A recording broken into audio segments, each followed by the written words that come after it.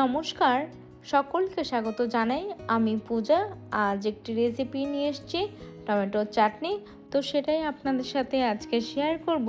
তো এখানে চলো কি কি নিয়েছি সেইগুলোই দেখা যাক। তো এখানে নিয়েছি এইভাবেই টমেটো টুকরো টুকরো করে কেটে, তারপর নিয়েছি হচ্ছে দেখো একটু তেঁতুল নিয়েছি, এটাকে আর কি ভিজিয়ে রেখে দেব।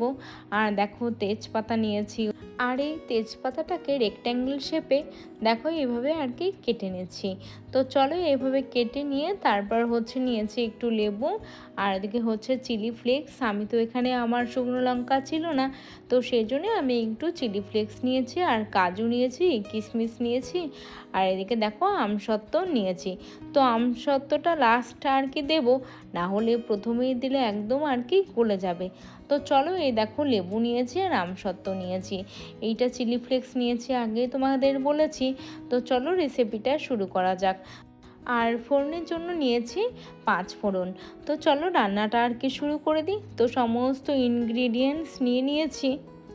তো প্রথমে আর কি একটা প্যান বসিয়ে দিয়েছি। তো প্রথমেই একটু সাদা তেল দিয়েছি আর পাঁচফোড়নটাকে একটু ভেজে নেব। তো দেখো তারপর হচ্ছে তেজপাতা দিয়ে দিয়েছি। তেজপাতাটাও আর কি হালকা ভেজে এলে তখনই আর কি টমেটোগুলো দিয়ে দেবো। তো চলো টমেটোগুলো দিয়ে দিচ্ছি। তো দেখো টমেটোগুলো সব এক এক করে দিয়ে দিলাম। তো দিয়ে হালকা মতো একটু লবণ দিয়ে নেব। ওদিকে আমি চিনি আর কি দিতে ভুলে গেছি ওই উপকরণে, তো সেটা আমি তোমাদের সাথে পরে শেয়ার করে দেব। আর গত ভিডিওতে যারা কমেন্ট করেছিলেন তাদেরকে অসংখ্য অসংখ্য ধন্যবাদ। তো তোমরা এইভাবেই পাশে থেকো, আর নতুন বন্ধু হয়ে থাকলে প্লিজ লাইক করে সাবস্ক্রাইব করে দিও আর পাশে থেকো। আর দেখো অল্প একটু লবণ দিয়ে নিলাম, আর একটু কালারের জন্য একটু হলুদ দিয়ে দিলাম। তো এটা কালারটা বেশ ভালো আসে। তো একটু ভালো করে ভেজে নিয়ে তারপর হচ্ছে আমি একটু ঢাকা চাপা দিয়ে দেবো, না হলে না বন্ধুরা টমেটোর একটা কাঁচা গন্ধ থেকেই যায়।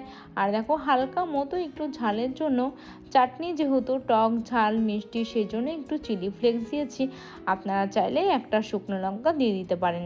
আর ভিডিওটা খুবই ছোট্ট, তো বন্ধুরা প্লিজ স্কিপ করে তোমরা দেখো না, একটু পুরো দেখার চেষ্টা করো। তো দেখো ভালো করে ভেজে নিয়ে একটু ঢাকা চাপা দিয়ে সামান্য গলে এসছে। আর এইভাবে করে আর কি আমি একটু আর কি টমেটোটাকে একটু ম্যাশ করে নেব। তো তারপর দেখো কিশমিশ আর কাজুটা এই পর্যায়ে দিয়ে দিলাম। তো তারপর আমি ভালো করে একটু নাড়াচাড়া করে নেব। তারপর একটু ভালো করে ঢাকা চাপা দিয়ে দেব, আর টমেটোটা আর একটু সেদ্ধ হওয়ার জন্য। তো একটু ভালো করে নাড়াচাড়া করে নিয়ে দেখো একটু ঢাকা চাপা দিয়ে দিলাম। তারপর ঢাকনা খুলে এসে দেখলাম পুরোটাই আর কি সেদ্ধ হয়ে গেছে। এবার দেখো তেঁতুলটাকে ভিজিয়ে রেখেছিলাম, সেই জলটা আর কি এর মধ্যে দিয়ে দিলাম। তো দিয়ে নিয়ে ভালো করে একটু নাড়াচাড়া করে নিলাম। তো চলো আর একটু সেদ্ধ হতে থাক, এটা টক মিষ্টি ঝাল সব রকমই লাগবে। আর দেখো এখানে জল দিয়ে নিচ্ছি, প্রায় 2.5 বাটি মতো জল দিয়েছি। তো এটাকে ফুটতে দেবো। তো এটা হতে থাক। আর দেখো টমেটোর যে খোসাগুলো ছিল সেগুলো আর কি তুলে কয়েকটা ফেলে দেবো, না হলে মুখে বাঁধতে পারে আর খেতে বন্ধুরা খুব একটা ভালো লাগবে না। তো দেখো এখানে হচ্ছে আমি একটু বেশি চিনি দিয়েছি, আপনারা পরিমাণ বুঝে চিনির পরিমাণটা রাখবেন।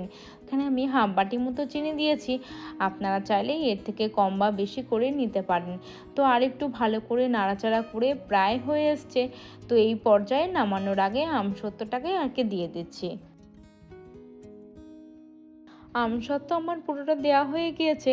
তো এবার আমি একটু নাড়াচাড়া করে এটাকে সেদ্ধ হতে দেব। তো এটা সেদ্ধ হয়ে গেলে আমি নামিয়ে নেব। তো এই পর্যায়ে আর কিছু দেব না, আর কিছু অ্যাডও করব না। তো চলো এই দেখো লাস্ট একটু লেবুর রস আমি দিয়ে দিচ্ছি, এটা কালার বা গন্ধের জন্য, বা খেতে না বন্ধুরা অপূর্ব সুন্দর হয়।